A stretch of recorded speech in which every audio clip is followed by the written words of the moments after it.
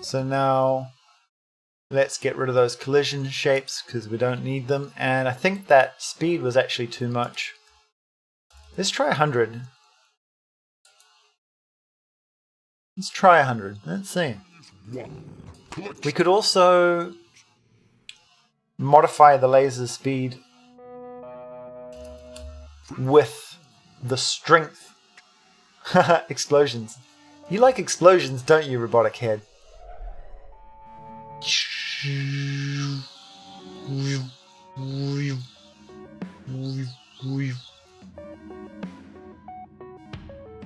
Okay, and then what we want to do now is we actually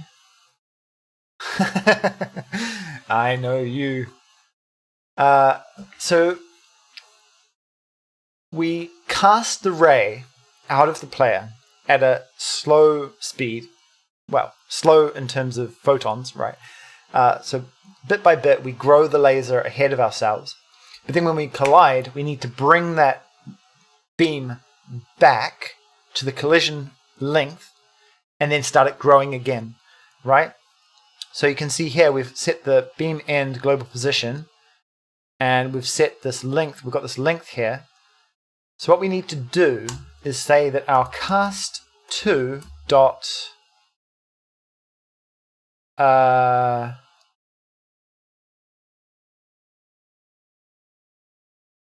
normalized. Hold on. What is it called again?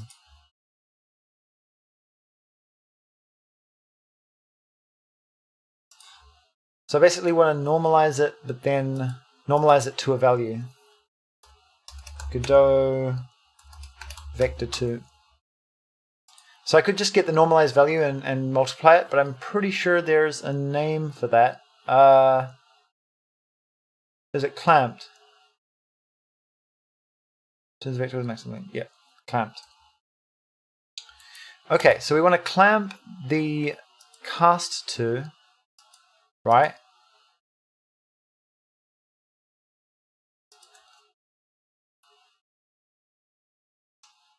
So we say if is colliding, then cast2 dot clamped to the length, and we just say, well, it's cast2 is equal to the cast2 length.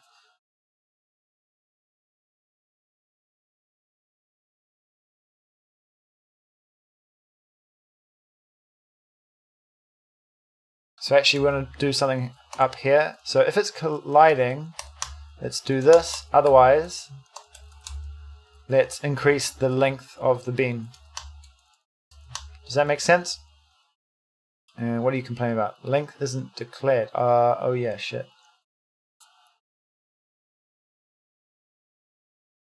So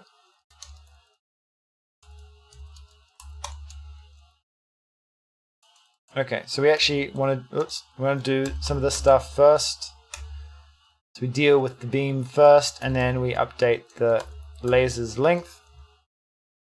Okay. Oh, hello, John Corrick. Thank you for the follow. Hope you're having a lovely day.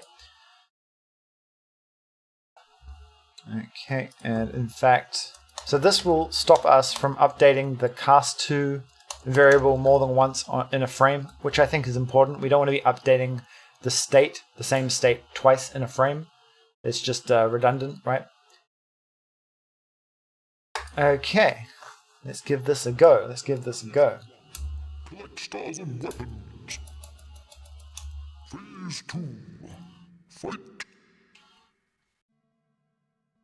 If you've got any questions about how the game works, fire them away.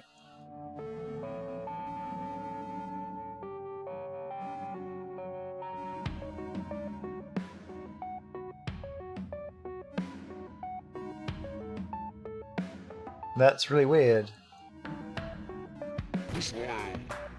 So the beam doesn't seem to update.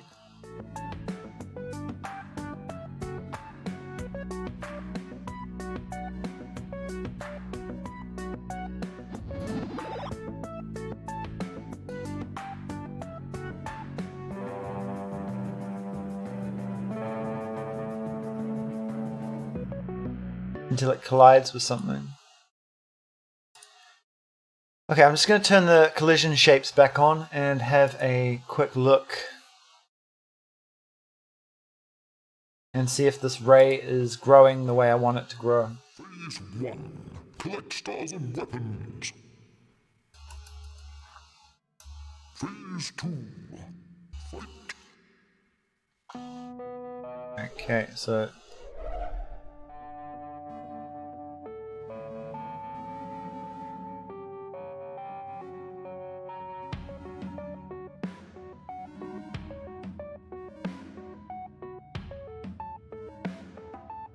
aha, okay, so that makes sense. So what we need to do here is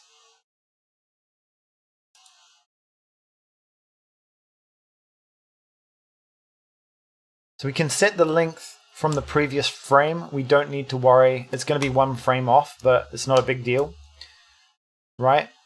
So it's colliding. We set the beam position here.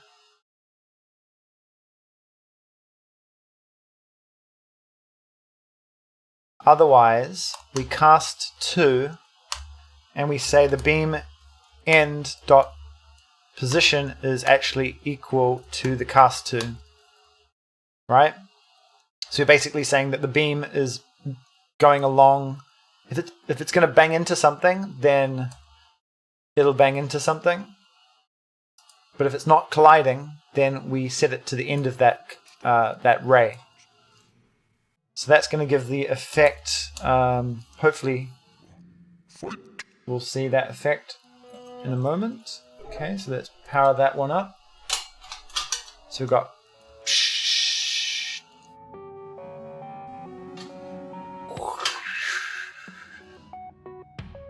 I'm providing all my own sound effects for now.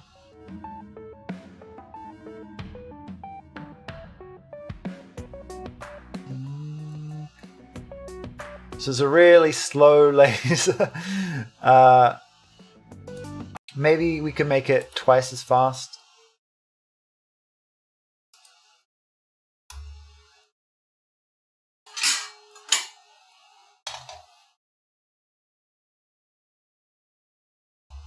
And we don't need those collision shapes anymore, so we can turn those off as well. Okay, let's give this a go. Yep, a lot of game design and development is trial and error, I think. But I think that's actually all of programming. Like, we pretend like we call ourselves engineers, or at least some of us do. Okay, so let's have a look.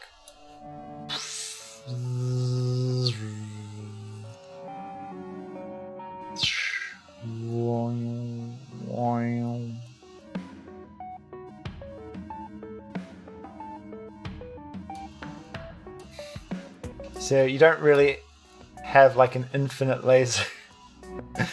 Programming and maths. Mathematicians aren't engineers, right? Do you think maths is trial and error?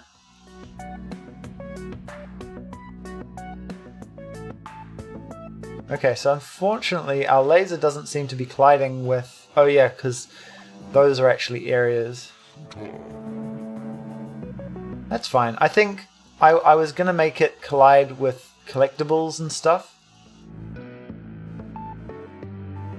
But I think because we've changed the behavior of the laser to be kind of slow, it makes sense. Machine learning is trial and error taken to like the next level, right? So our decay rate is off by a factor of 100, I think. We're not decaying correctly at all. So let's give this a go. Phase 1. And we need to just practice whether we can hit the other player as well. So let's grab some stars as player 2. Yoink, yoink.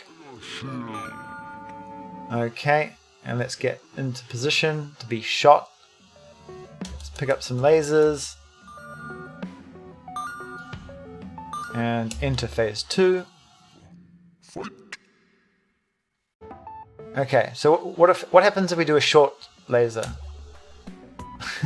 That's not super powerful, okay. And if we do a full powered laser, okay, so that's off by. I wanna yeah, maybe double that length. Okay, so let's see when we hit the player.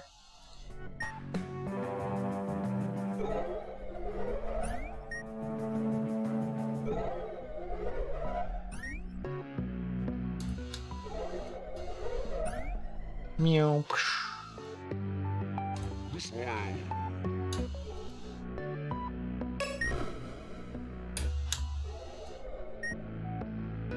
So if I just do a short one.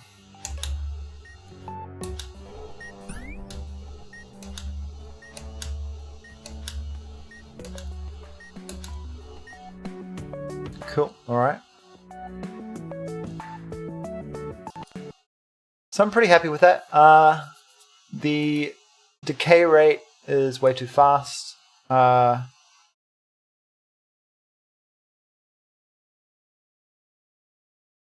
I might bring that down to 150 and give you 200 as a base speed. And I kind of want to bring that speed down a little bit as well.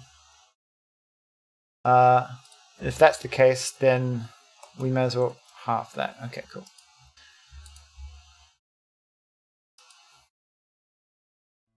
Phase 1. Collect stars and weapons. So let's get a laser Phase 2. and test out the lowest strength laser. So the minimum laser strength.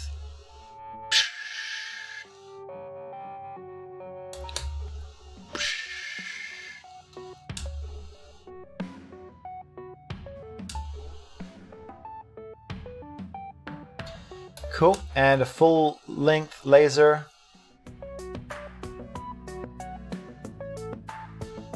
Huh, that didn't feel a whole lot longer, did it?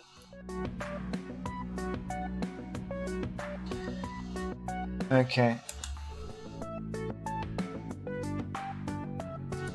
So I think what we need to do is we need to decrease that decay rate.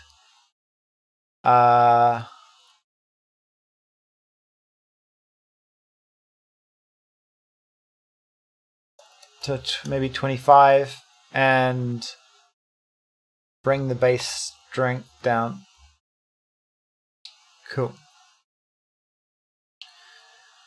Alright, now the visuals of the laser, I think because we reparented this, we forgot to update our material. So let's grab our additive canvas material and load that in.